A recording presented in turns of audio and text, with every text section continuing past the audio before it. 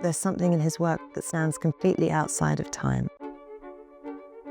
Francisco de Zurbarán is regarded as one of the three great painters of 17th century Spain.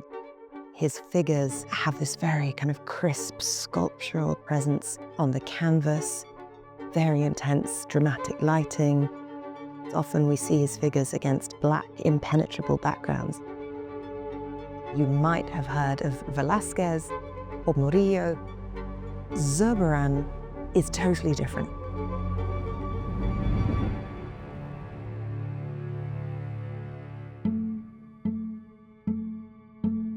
Seville in the 17th century is an enormously international, exciting, bustling city. And that is because since 1503, it's had the royal monopoly on trade with the Americas. Well, Seville at the beginning of the 17th century is one of the great sort of imperial and trade cities of all of Europe. Seville, due to this trade, was very wealthy, and there were several religious orders that wanted to found their monasteries or convents and commission series of paintings by the leading artists in Seville. And Zurbarán, as well as his contemporaries, were very much active in producing these painting series for these religious orders. La Sevilla del siglo XVII es una ciudad muy devota que vive mucho algunos aspectos de la devoción en las procesiones que aún hoy perdura.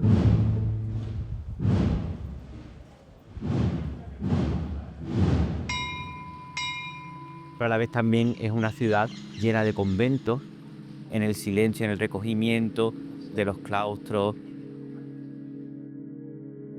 Some of the older literature about Zurbarán has made him into this pious artist, which is a serious underestimate of what he's capable of. And I think a misreading of ways in which religious culture and painting for these institutions could be a space of true creativity. Zurbarán, I think, has a lot to tell us today about how to look. One of the great qualities of his paintings is to bring a real stillness to life. His art is severe and sober. There is sort of almost a geometric abstraction to some of his compositions. That, combined with his ability to represent fabrics and to give a sense really of also real people. And we see the faces, probably, of some of the friars for whose religious communities he painted. Unlike Velázquez, who's the kind of court portraitist, and unlike Murillo, who comes a bit later and sort of paints people on the streets of Seville, Zurbarán is undoubtedly the great religious painter. He absolutely dominates that scene.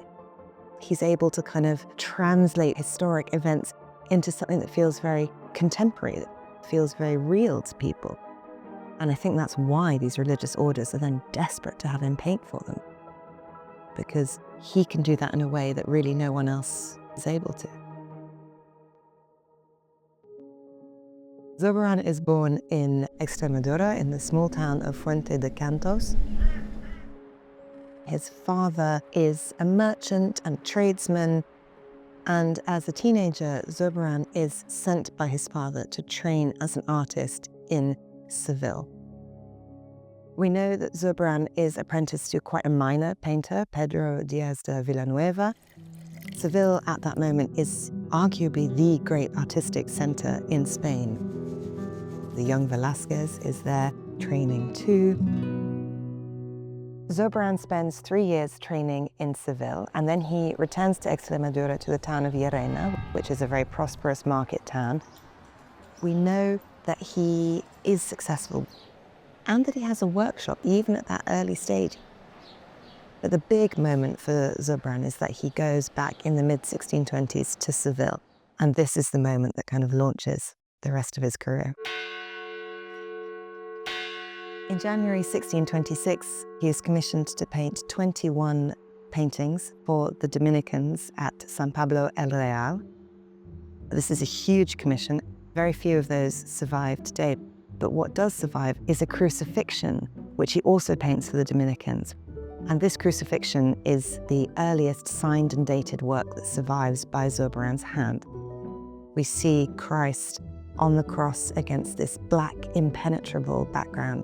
And we know that it hung in San Pablo el Real, in the sacristy, in a kind of very dimly lit area. And Palomino, who's an art historian, says that people in Seville, if they didn't know that it was a painting, they saw it and assumed it was a sculpture. In 1629, when the city council invites Zurbarán to come and make his permanent residence in the city of Seville, they single him out as an extraordinary individual and they mention that painting. He's exactly the sort of person that they would like to come and settle in their city. El estilo de Zurbarán fue novedoso en el momento en que él empieza a pintar en Sevilla. Él va a ser capaz de destacar cada uno de los personajes construidos a base de luces y de sombras, una herencia del primer barroco italiano, sobre todo napolitano, los otros pintores no habían utilizado. Zurbarán enjoys his greatest successes in his painting for institutions all over southern Spain in the 1630s. In these works, we see Zurbarán really at the height of his powers. One of the defining features of Zurbarán's work for these religious orders is the monumentality of his commissions. We know this is true when he works at Jerez de la Frontera for the Carthusians there. The monumental altarpiece, has 12 paintings by Zurbarán. Some of them are nearly 3 meters tall. It must have been incredibly powerful when it was all together.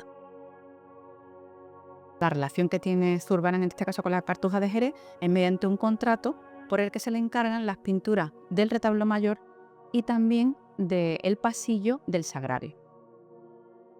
En el Museo de Cádiz contamos con varios lienzos y tablas de ese encargo. En este caso, Zurbarán recoge a una serie de santos que están muy íntimamente relacionados con la orden cartuja. Estas 9 tablas que tenemos aquí en el museo solamente las podían ver los sacerdotes que entraban en el sagrario. Tenemos también 2 ángeles que se llaman turiferarios porque llevan en las manos un incienciario y que tienen esa función sobre todo de conectar el ámbito divino con el ámbito humano y hacer esa función de purificación del espacio.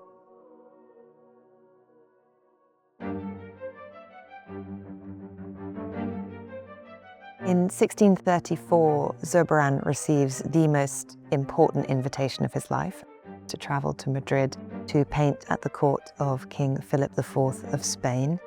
This is the greatest honor for a painter, as good as it gets in the 17th century. He's invited to Madrid specifically to contribute to the decorations of a new pleasure palace that Philip is building, known as the Buen Retiro.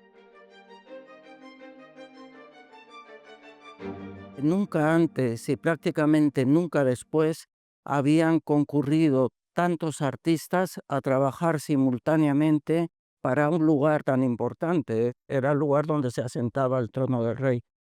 En total se encargaron 27 cuadros. Las 2/3 partes fueron realizadas por Velázquez y por Zurbarán. Para el Salón de Reinos, a Zurbarán le encargan 12 obras. Ha pervivido la defensa de Cádiz ante los ingleses, que tengo yo detrás, y han pervivido las 10 escenas del ciclo de Hércules. Es la única serie mitológica a la que se enfrentó Zurbarán. Estaban colgadas en la parte alta del salón.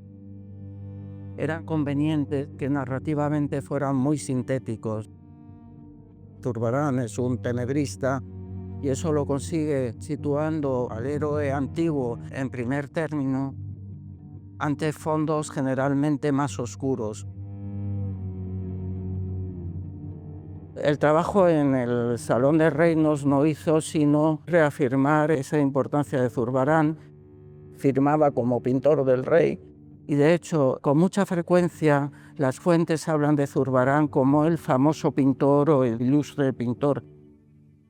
Zurbarán is essentially a painter of religious scenes for almost all of his career, but he does have a very important, if small, sideline in still life. He paints only around 10 works that are known to us today, but one of them, the great picture from the Norton Simon Museum in Pasadena, the still life with lemons, oranges, and a rose, painted in the early 1630s, is the earliest known signed and dated still life in Seville and is a great icon of 17th century Spanish art. Even though Zurbarán didn't specialize solely in still life, he seems to have certainly instructed his son, Juan, in the painting of still life. Both Francisco and Juan represent citrus fruit, they represent glinting little metal plates, and they also represent ceramic objects.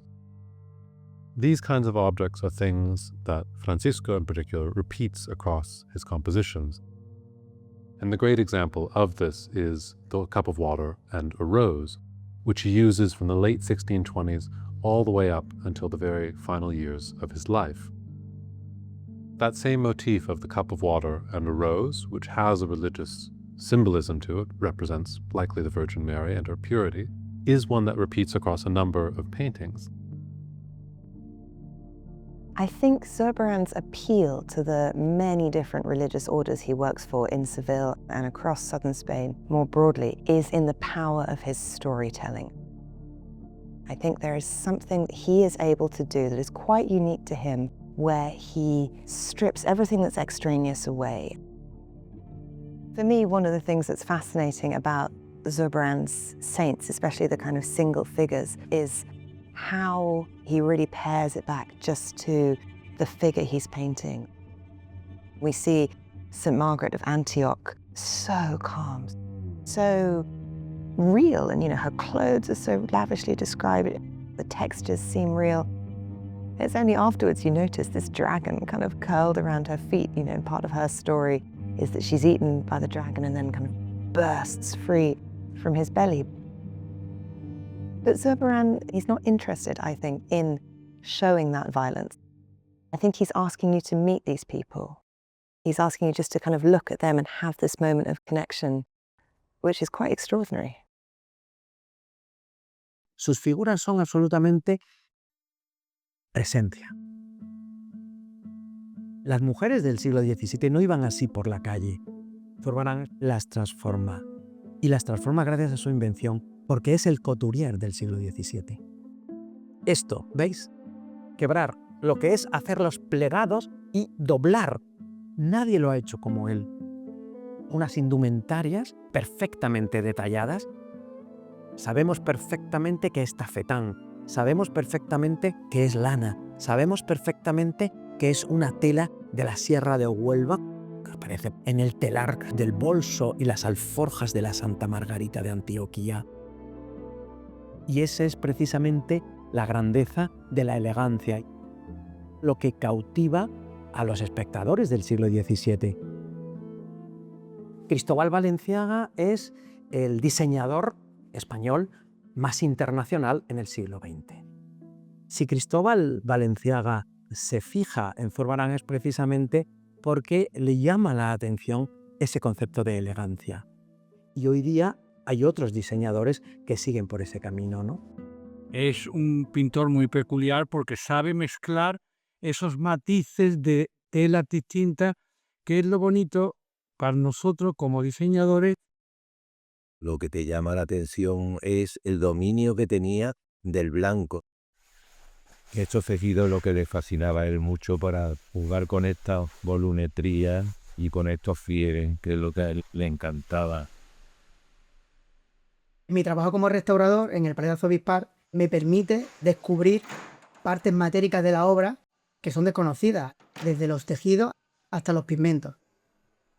Y aparte, pues desarrollo mi actividad artística, mi estudio, a través de la obra de Zurbarán. Y yo creo que Zurbarán buscaba ese aspecto tridimensional para que el espectador, cuando se acercara a ver su obra, quisiera tocar esos paños. Y los artistas contemporáneos buscan el mismo ritmo, buscan la emoción. La emoción desde los materiales, la emoción en la composición, esa sencillez que se puede ver en cualquier paño que se está moviendo, son pequeños pliegues que al final abstraen toda la obra de Zurbarán en ese momento.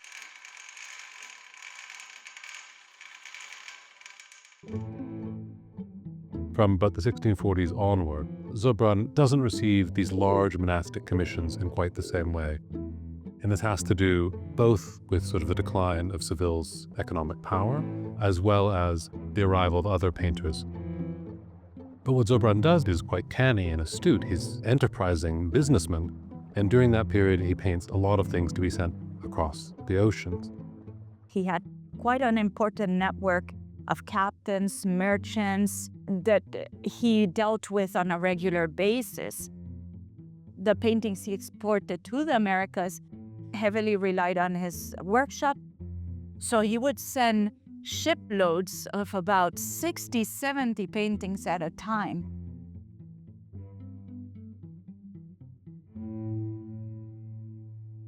In 1649, a great catastrophe strikes the city and changes it forevermore. There's a great plague that kills almost half of the population. And among the great losses for Zurbarán was his adult son. Juan de Zurbarán died at just the age of 29.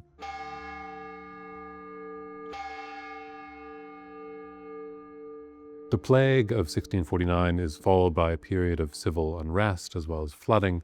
And then in the mid-1650s, the great Spanish treasure fleets are captured by English privateers. So there's a great loss of wealth in Seville, and Zurbarán's decline and eventual choice to move to Madrid may have something to do with that.